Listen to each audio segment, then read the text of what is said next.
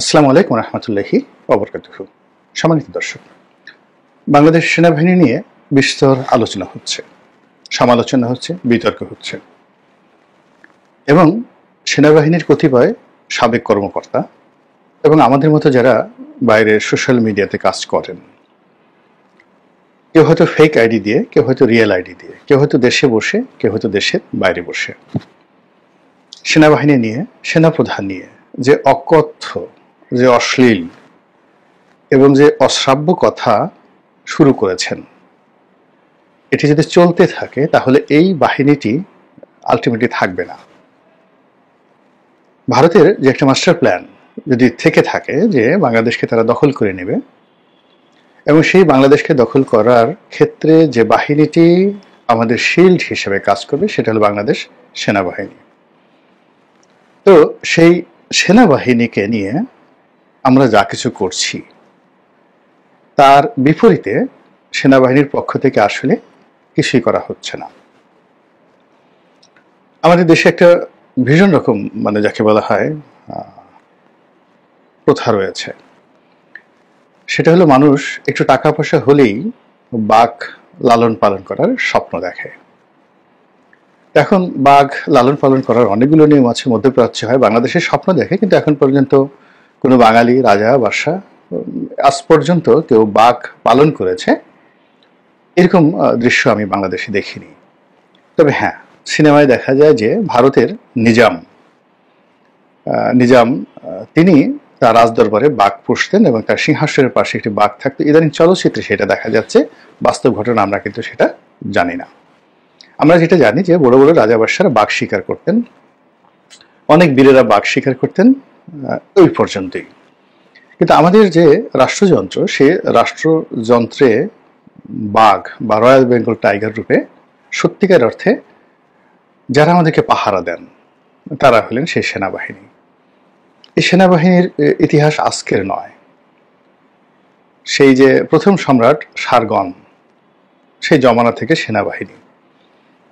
তারপর মধ্যযুগে যখন অটোম্যানরা একটা প্রথম যাকে বলা হয় আর্টিলারি তারা গঠন করেছিলেন একেবারে নিয়মিত, এর আগ পর্যন্ত যেটা হলো সেনাবাহিনীর ধরন এবং প্রকৃতি ছিল আলাদা।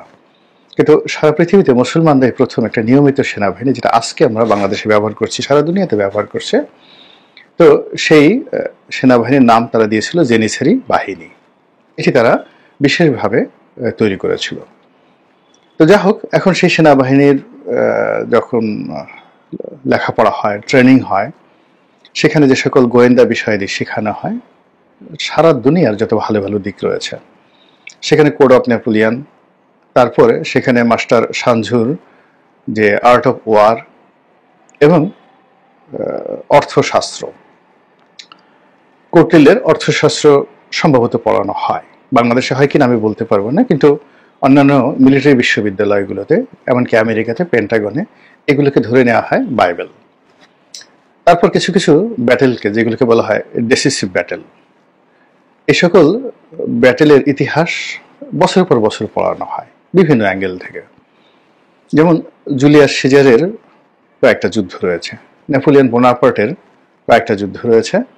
তার মধ্যে নেপোলিয়ন বোনাপার্টের যে ইতালি আক্রমণ এবং মিশর আক্রমণ, এবং সেখানে যে মিশরের ওয়ার অফ পিরামিডের যুদ্ধ, এ দুটো বিশ্ব ইতিহাসে খুবই গুরুত্বপূর্ণ। ওয়াটারলু যুদ্ধ আরও গুরুত্বপূর্ণ।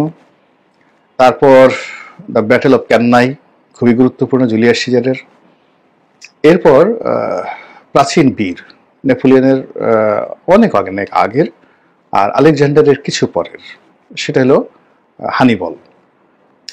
তার বেশ কয়েকটা যুদ্ধ, বিশেষ করে তার ইটালি আক্রমণ এবং স্পেন জয়, এটাকে বিশ্বের মিলিটারি ইতিহাসে একটা মাইল ফলক মনে করা হয়। তো এভাবে বিশ্বের বিভিন্ন দেশের সামরিক বিদ্যালয়, মহাবিদ্যালয় এবং বিশ্ববিদ্যালয়, সেখানে নিয়মিতভাবে এই জিনিসগুলো নিয়ে একেবারে সেকেন্ড লেফটেন্যান্ট থেকে শুরু করে সর্বোচ্চ পর্যায় পর্যন্ত ক্রমাগত এগুলোর উপরই তাদেরকে পড়ানো হয়। শারীরিক যোগ্যতা, ফিটনেস, এটা একটা পার্ট। তবে মিলিটারির যে কৌশলগত যে দিক, এটির সেটা হলো তার যে মিলিটারি জিনিয়াসনেস, যুদ্ধ কৌশল প্রণয়নের যে সক্ষমতা, চিন্তা, হৃদয় এবং মন, এ দুটোকে আলোকিত করাটাই আসলে একটা সামরিক বিশ্ববিদ্যালয়ের মানে অন্যতম গোল থাকে। তারপর যেটা থাকে হলো তার মধ্যে নেতৃত্বের প্রতিভা জাগানো, কৌশল জাগানো, এবং সবচেয়ে বড় ব্যাপার হলো যিনি জেনারেল হবেন তার দরকার হবে কূটকৌশল, কূটনীতি, গোয়েন্দাগিরি। এবং সেই গোয়েন্দাগিরির মধ্যেই সবচেয়ে মহার্ঘ যে মন্ত্র রয়েছে সেটা হলো আমাদের ভারতবর্ষের মৌর্য সাম্রাজ্যের প্রতিষ্ঠাতা চন্দ্রগুপ্ত মৌর্যের যে প্রধানমন্ত্রী চাণক্য ওরফে বিষ্ণুগুপ্ত ওরফে কৌটিল্য, তার যে লেখা অর্থশাস্ত্র। তো সেই অর্থশাস্ত্রে সেনাবাহিনীর জন্য, রাজার জন্য, সেনাপতির জন্য একটা আলাদা বিভাগ আছে। সেখানে সেনাবাহিনীর কর্মকর্তারা তাদের যে ঐতিহ্য, তাদেরকে যেন লোকজন সমীহ করে, ভয় পায়, এই জন্য কতগুলো কর্মকৌশলের কথা সেখানে বলা হয়েছে।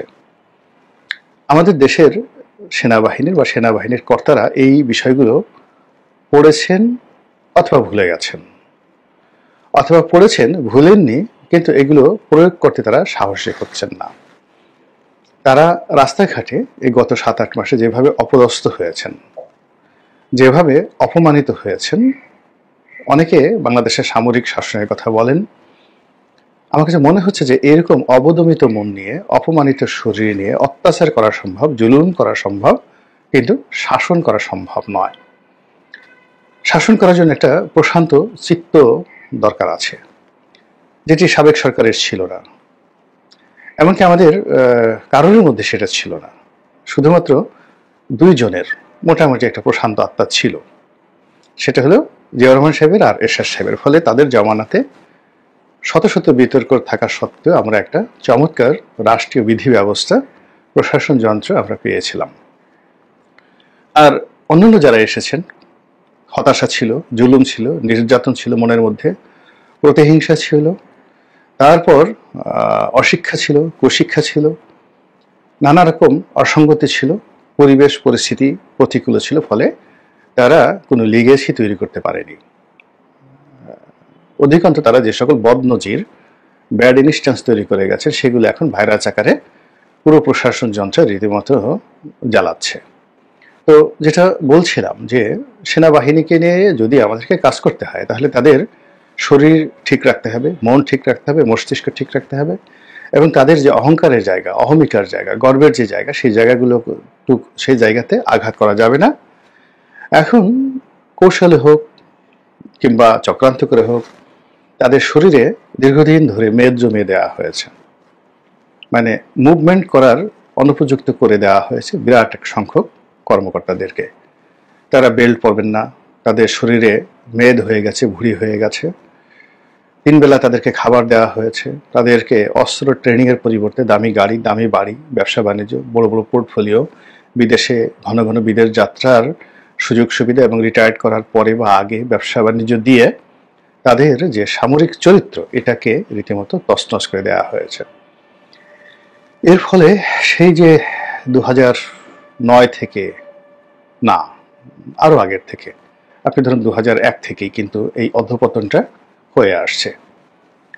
কে কার আত্মীয়, তারপর কার সঙ্গে কোন ভবনের ভালো যোগাযোগ রয়েছে, বঙ্গভবন, গণভবন, আরো অনেক ভবন, সরকারি বেসরকারি ভবনের যোগাযোগ রয়েছে। এগুলোকে যাকে বলা হয় পদোন্নতির প্রধান উপকরণ মনে করা হতো। আমি যখন সংসদ সদস্য হলাম, আমি অবাক হয়ে গেলাম যে ব্রিগেডিয়ার পদমর্যাদার অনেক কর্মকর্তা, আমার মতো একেবারে নবীন সে 2009 সালে, যারা একটা প্রমোশনের জন্য আমার কাছে এসেছেন, আমি এগুলো কল্পনাই করতে পারি না। তাহলে বুঝেন যে সেনাবাহিনীর মধ্যে রাজনীতিকরণটা 2009 সনে শুরু হয়নি, বা তারপরে শুরু হয়নি, আগের থেকে শুরু হয়েছিল।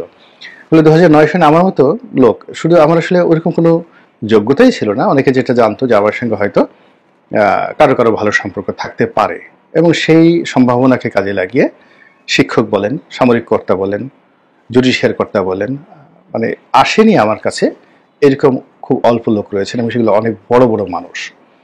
মানে এই যে তাদের মধ্যে যে একটা দলদাসপনা, দলীয় বৃত্তি ঢুকিয়ে দেওয়া হয়েছে, সেটা এখন এমন একটা পর্যায়ে চলে আসছে, যার ফলে কি হচ্ছে, রায়ট দমন করতে গিয়ে, উপজেলাতে অপারেশন পরিচালনা করতে গিয়ে তারা প্রায়ই অবমাননাকর অস্বস্তিকর পরিবেশ পরিস্থিতিতে পড়ে যাচ্ছে।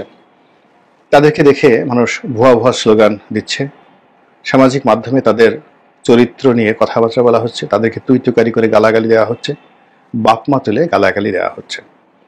এবং এরকম পরিবেশ এবং পরিস্থিতি যখন হয়, তখন কিভাবে তার থেকে সেনাবাহিনীর যারা কর্তা তারা কিভাবে নিজেদের মর্যাদা রক্ষা করতে পারেন সেই বিষয়গুলো কিন্তু সেই যে মাস্টার সাঞ্জুর বইতেও চমৎকারভাবে বর্ণনা করা হয়েছে, একেবারে বাংলায় সুন্দরভাবে এখন পাবেন পিডিএফ ফর্মে। আর অর্থশাস্ত্র অনেক বড় বই, ওখান থেকে খুঁজে বের করতে একটু সময় লাগবে, কিন্তু ইন্টারনেটে এর অনেক আলাপ আলোচনা রয়েছে, সেগুলো শুনলেই বুঝতে পারবেন। এখানে যেমন দেখা গেল একটা মব হয়, মব হওয়ার পরে সেখানে পালের গোদা থাকে। তো যখন এরকম একটা ঘটনা ঘটে, চাণক্য যে কাজটা করে সে হলো পালের গোদাকে টার্গেট করে, এবং পালের গোদাকে টার্গেট করে তাকে শক্তিশালী করে, প্রকাশ্যে তাকে শক্তিশালী করে। আর পেছনে পেছনে যেটা করে, তার যে প্রিয়জন রয়েছে, দুর্বল জায়গা রয়েছে, সেই দুর্বল জায়গাতে মারাত্মক আক্রমণ করে। একবার এক ব্যবসায়ী বলেছিলেন যে তার একটা ব্যবসা হচ্ছিল আমেরিকান একটা ইহুদির সঙ্গে। তো আমেরিকান ইহুদি তাকে বললো যে তোমরা বেঙ্গলি মুসলিম, তোমাদের সঙ্গে কারো যখন বিরোধ তৈরি হয় তখন তোমরা ঘুষি মারো, তারপর নাক ফাটিয়ে দাও, রক্ত পড়ে যায়, কাজের কাজ কিছু হয় না, মধ্যখানে ক্রিমিনাল কেসে পড়ে যাও। আর দ্য আমেরিকান জিউস, আমরা আর কিছু করি না, আমরা তোমার বল মানে তোমার যে বিসি দুটো আছে সেই বিসি দুটো আচ্ছা মতো চেপে ধরি। সেই বিসি দুটো চেপে ধরার সঙ্গে সঙ্গে হাত উঁচু করে আত্মসমর্পণ করা ছাড়া তোমাদের আর কোনো উপায় থাকে না। তো এরপর তিনি আরো একটি বাজে শব্দ উচ্চারণ করে সেই ভদ্রলোককে একদম সোজা করে ফেলেছিলেন। তো এই বিষয়গুলো তো আজকে আমেরিকানরা বলছে বা আমরা আলোচনা করছি, কিন্তু এগুলো আজ থেকে 2400 বছর আগে চাণক্য কিন্তু এই বিষয়গুলো বলে গেছে। এখন আমাকে হয়তো আপনি ধরতে পারলেন না, কিন্তু আমার এমন জায়গাতে ধরলেন, এমন লোককে ধরলেন, এমন প্রিয়জনকে, আপনজনকে আপনি নিয়ে গেলেন,